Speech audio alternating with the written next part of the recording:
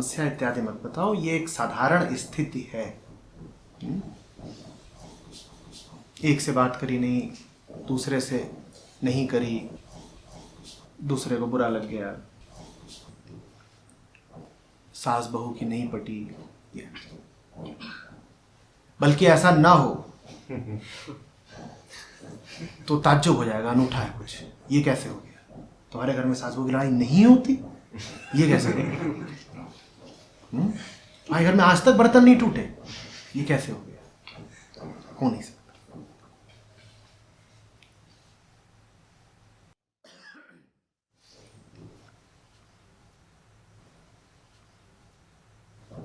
जैसे ही समस्या को स्थिति मात्र कहते हो,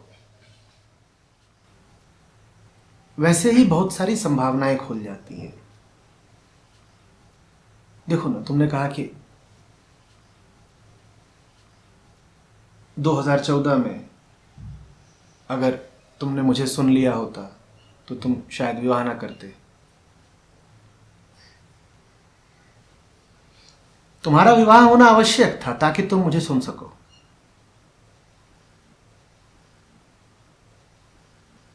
समझे बात? तुम्हारा विवाह नहीं हुआ होता तुम मुझे सुनने क्यों आते? दर्द चाहिए ना दवा के लिए।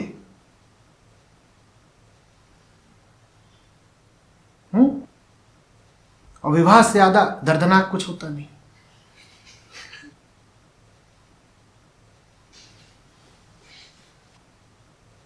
लड़के हैं 10 साल 12 साल पहले, जिनसे मैं उनके कॉलेजों में मिलता था, तब संवाद नाम से सत्र आयोजित होता था। अभी 3-4 साल पहले तक भी। तो उनमें से बहुत रहे जो तब मेरी बात को या तो सुने नहीं, या सुने भी तो समझ ना पाए।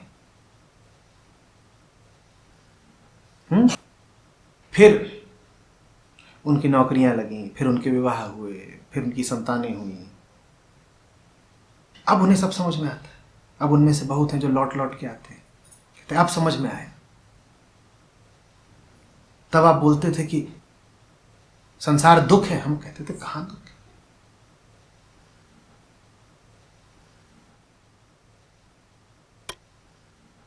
तो तुम 2014 में मुझे नहीं सुनते थे, यही बात तुम्हें 2018 में मेरे सामने लेके आई ना। 2014 में नहीं सुनते थे तो क्या हुआ? विवाह हुआ। विवाह हुआ तो देखो बैठे हो। आज पत्नी नहीं सुनती है तो ये स्थिति मात्र है। यही स्थिति उसे एक दिन अध्यात्म की तरफ लेके जाएगी।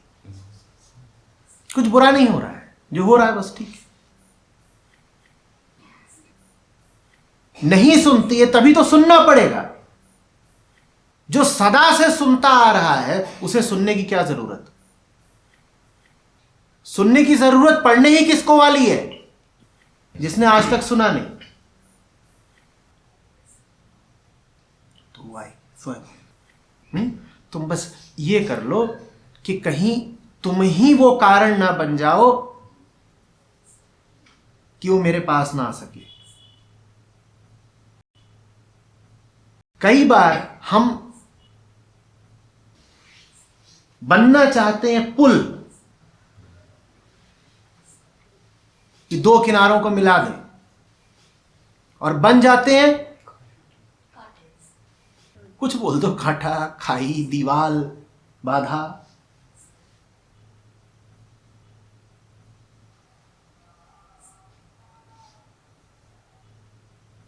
ये मामले दिलों के होते हैं।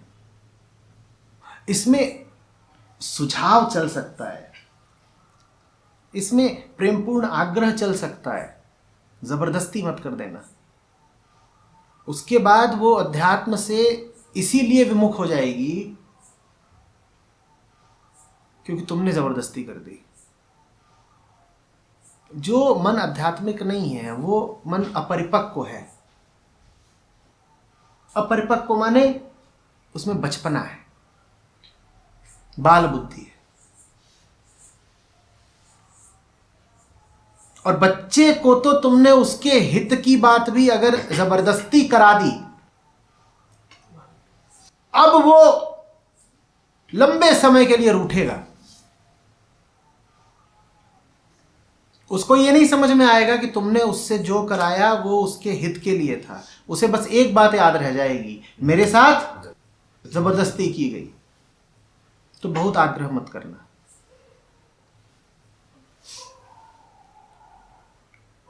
पति वास्तव में आध्यात्मिक हो तो पत्नी कब तक पीछे रहेगी, उसे भी साथ आना पड़ेगा।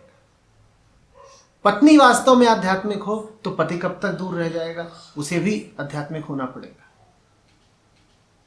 यही बात दोस्तों यारों पर भी लागू होती है। घनिष्ठ मित्र हो दो और एक अध्यात्म में है तो साथी को भी साथ आना पड़ेगा। वो अपने आप हो जाएगा, बस तुम बीच में भांजी मत मार देना। तुम अपनी उत्तेजना में, अपने अधैर्य में, जल्दबाजी में कहीं ये ना हो कि पकड़ के घसीटने ही लगे। तुम कहते हो कि चलिए शिविर में आचार्य जी के सामने बैठिए, वो मना कर देती है, भली बात, तुमने अपना काम करा ना, तुमने खबर भी पहुंचा दी, तुमने आग्रह भी किया, और क्या बुरा हो रहा है, उसने प्रश्न भिजवाया तो है, हो गई ना शुरुआत।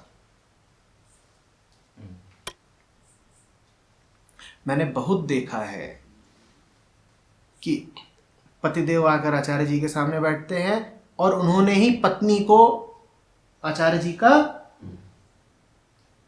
दुश्मन बना दिया। और दुश्मन इसलिए नहीं बना दिया कि पत्नी ने आचार्य जी को सुना है और उसे आचार्य जी की बातें समझ में नहीं आई या बुरी लगी। वो तो जानती भी नहीं है आचार्य जी। वो दुश्मन सिर्फ इस कारण बन गई है क्योंकि पतिदेव,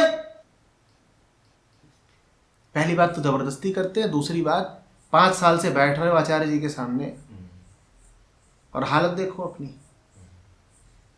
और अगर तुम्हारे आचार्य जी के सामने बैठ करके ऐसी ही हालत रह जाती है तो भाड़ में गए आचार्य जी। तो इससे अब एक नई बात खुलती है, जो मेरे सामने नहीं आ रहे उनके सामने तुम मेरे दूत हो, एम्बेसडर। उन्होंने मुझे तो सुना नहीं, उन्होंने किसे सुना? उन्होंने तुम्हें सुना। उसके बाद अगर उन्हें मुझसे समस्या है तो उन्हें वास्तव में फिर समस्या किससे है? हमसे, तुमसे। अपने आप को ठीक रखो। तुम ठीक हो तो तुम्हारे उदाहरण पर कितने लोग यहां आ जाएंगे, बहुत। और तुम ठीक ही नहीं हो तो फिर तो तुम जहां जहां जाके कहोगे कि आचार्य जी के पास आओ, वहां पे जितने लोग आने भी वाले थे तुम्हें देख के फिर नहीं आएंगे।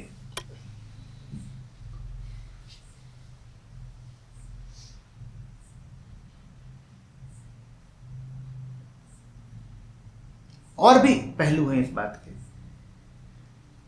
बाहर वालों से ज्ञान लेना आसान होता है।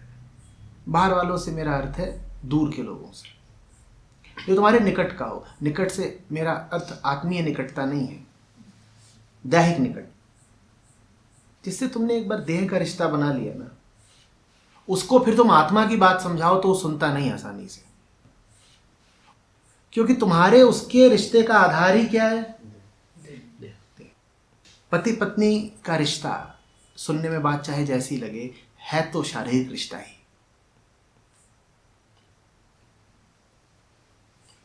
अब पति देव जो कल तक पत्नी के लिए एक शरीर थे और ज्यादा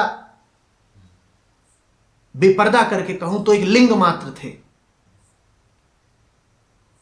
अब वो आज पत्नी के सामने खड़े होकर के कह रहे हैं कि बोधो अहम, तो कहेगी कल तक तो तुम लिंग थे, आज बोध कैसे हो गए? और अभी थोड़ी देर के लिए तुम कह रहे हो बोधो अहम, रात ढलेगी नहीं, बिस्तर बिछेगा नहीं, तुम फिर से लिंग भर बन जाओगे। तो तुम्हारी ये दोगली बात हमें समझ में नहीं आती। ठीक ठीक बताओ, तुम आत्मा हो या शरीर हो? जब तक तुम आचार्य जी की बातें तोते की तरह दोहरा रहे हो, तब तक तो तुम कहते हो कि तुम आत्मा हो, और बिस्तर बिछा नहीं कि तुम शरीर हो जाते हो। तो वास्तव में हमारी पशु वृत्तियों को हमारे पति या पत्नी से ज्यादा कौन जानता है? कौन? मां बाप भी उतना नहीं जानते। हमारा पाशविक चेहरा जितना पत्नी ने देखा होता है, या पत्नियों का पाशविक चेहरा जितना पतियों ने देखा होता है, उतना और किसी ने नहीं देखा होता। और जहां तक पाशविकता की बात है, आमतौर पर पति ज्यादा पाशविक होते हैं पत्नी से।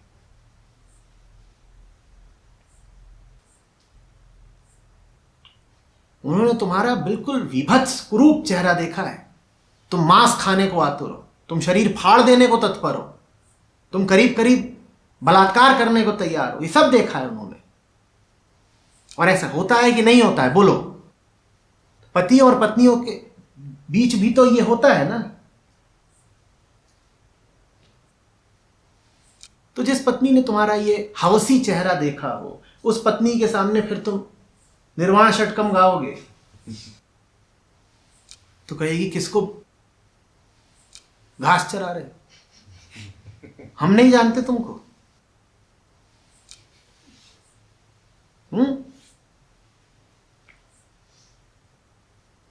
तो इस बात को भी ध्यान में रखो, और सब ध्यान में रखते हुए धीरज धरो। तुम्हारा आचरण, तुम्हारा चरित्र, तुम्हारी बोली,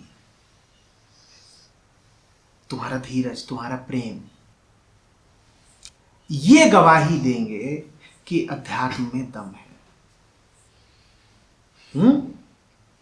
उसे तुम्हारी पूरी सत्ता में परिवर्तन दिखना चाहिए। उसको दिखना चाहिए कि पतिदेव मेरे कटाक्षों से आहत नहीं हो जाते, कि पत्नी ने चलाया बाण का घाव दिया और पतिदेव तुरंत बिफर गए। और पत्नियां अक्सर माहिर होती हैं शब्द बाण चलाने में, पतिदेव फनफना के रह जाते हैं बस। तुम 10 बात बोलो, वो 1 बात बोलेगी और बिल्कुल चिथड़े हो जाओगे।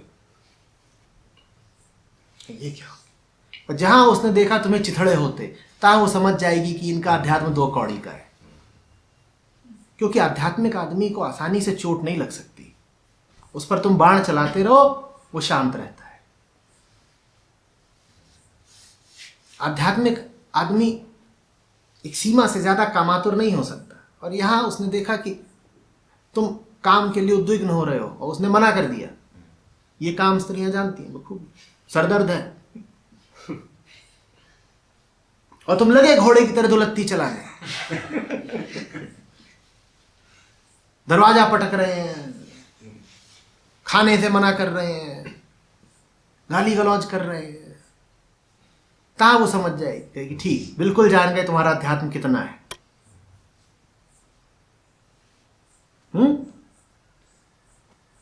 उसको प्रमाण तो दो कि अध्यात्म में दम है,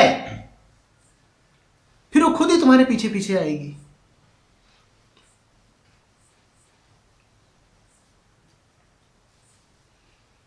और ना बुरा मानो ना दुख मनाओ। मैंने कहा ये कोई समस्या नहीं है, ये एक आम स्थिति है, ये घर घर में होती है, कुछ बुरा नहीं हो रहा है। ठीक है, तुम अपने पर ध्यान दो, तुम और स्पष्ट होते जाओ, और साफ होते जाओ, और शांत होते जाओ। सूरज चमकेगा तुम्हारा तो कोई कब तक रोशनी से इनकार करेगा? एक बिंदु पर आकर मानना ही पड़ेगा ना कि हां, सूरज चमक रहा है। तुम चमकने पर ध्यान दो।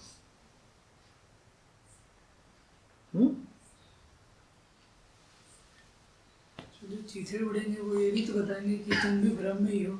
हाँ हाँ, बिल्कुल। सारा अध्यात्म उन क्षणों में भाप हो जाता है जब अहम पर चोट पड़ती है। और पतियों के अहम को चोट देना पत्नियों से ज्यादा कोई नहीं जानता। वो बिल्कुल जानती है कि किस जगह पर उंगली रखी नहीं कि तुम तिलमिला उठोगे। तो दुनिया के सामने तुम्हारा स्वांग चल जाता है क्या कि बड़े ब्रह्म ज्ञानी हैं, कतई अवधूत हो रखे।